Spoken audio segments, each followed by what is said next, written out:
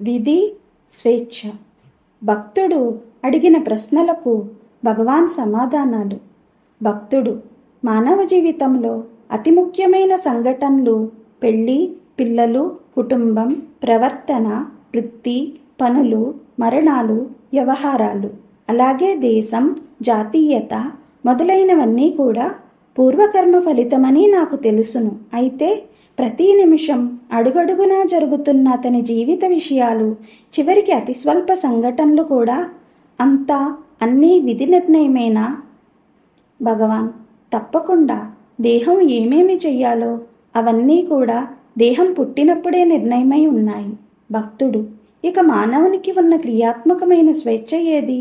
అతను ఏ పని చేయడానికైనా అతని బాధ్యత ఎలా ఉంటుంది? భగవాన్: మానవునికి ఒకటే స్వేచ్ఛా స్వాతంత్ర్యం ఉంది, అది జ్ఞానార్జన. తత్ఫలితంగా అతడు దేహంతో తాదాత్మ్యం చెందడు. ప్రారబ్ధం చేత నిర్ణయించబడిన పనులను ఆ దేహం చేస్తుంది, అనుభవాలను పొందుతుంది. కానీ మానవునికి ఒక స్వేచ్ఛ కలదు, అది దేహంతో తాదాత్మ్యం పొందకపోవుట. దేహం చేసే పనుల యందు కర్తృత్వం పెట్టుకోకపోవడం, లేదా దాని నుండి నిస్సంగుడై కర్మకు సాక్షి మాత్రంగా నిలవవచ్చు. భక్తుడు: మీరు నన్ను కరుణించవలయును, నేను గాయపడకుండా చూసి కాపాడవలయును. భగవాన్: అది కష్టం, అసాధ్యం. నువ్వు కష్టపడి ప్రయత్నించి పని చేయాలి. గురువు నీకు సహాయం చేస్తాడు. ఏదో సాధించాలని, ఇది చెయ్యాలి అది చెయ్యాలి అని ఎన్నో ప్లాన్లు వేయకూడదు.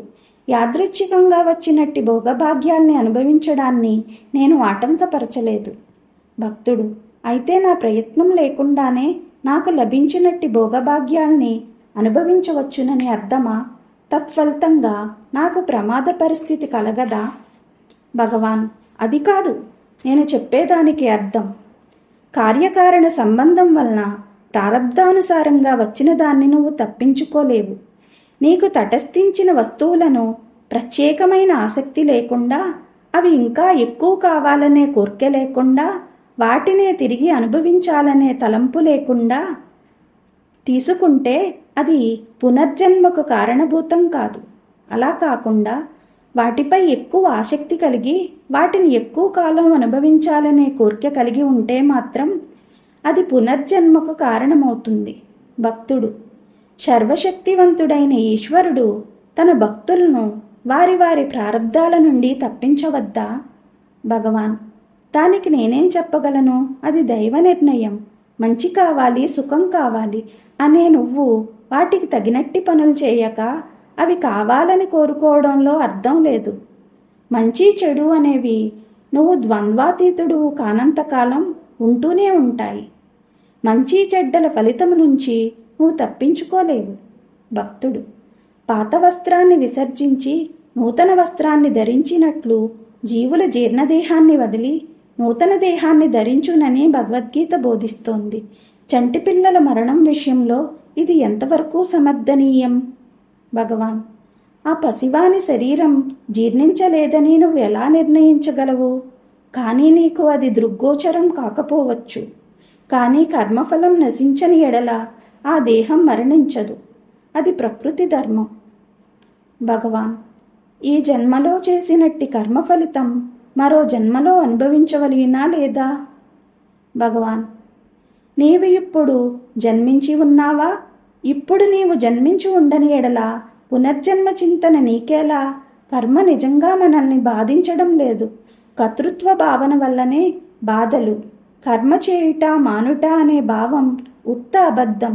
కర్త ఎవరు అని విచారించు. ధనవంతురాలైన ఒక ఆమె హాల్లో ప్రవేశించడానికి అనుమతి అడిగింది. పరిచారకుడు ఆమెను సాదరంగా ఆహ్వానించి కూర్చోమన్నాడు. ఆమె: మంచి పనులు చెడ్డ పనులు చేయడానికి మనకు స్వేచ్ఛ ఉందని చెప్పబడి ఉంది. మరణానంతరం ఆ పనుల ఫలితం కలుగునని కూడా చెప్పబడి ఉంది. కనుక మనం వివేకవంతులమై మంచిని ఎంచవలేను కదా?